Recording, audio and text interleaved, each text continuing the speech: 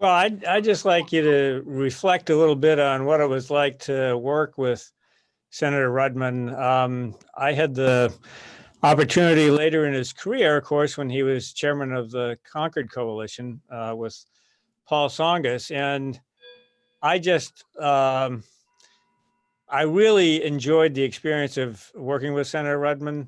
Um, he had we had a little routine preparing for Concord board meetings. I would call him, tell him what we thought we should accomplish on the call. He would listen and ask me any questions if he wanted.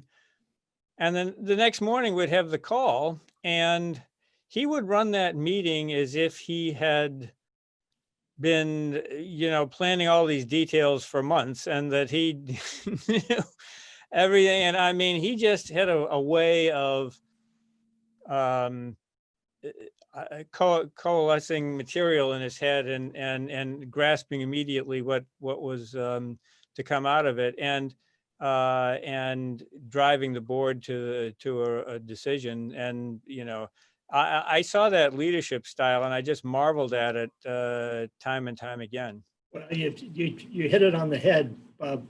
He surrounded himself with very good people who knew how to come up with the details. And then he just had a knack, both interpersonal and intellectual, that got things done because he minimized baloney and he maximized facts, and he didn't much care who was on what side of what. Remember the first time I visited him in Washington after he was in office, and I was sitting in his office, and I got a phone call from ABC, CBS, or NBC, somebody, and they said, "We want you on the evening news tonight to talk about such and such." And he said, "No, you don't. You want Senator so-and-so." It might have been Joe Biden, as a matter of fact, because he knows more about this than I do. And he had just given up the holy grail of Washington, D.C., a spot in the evening news.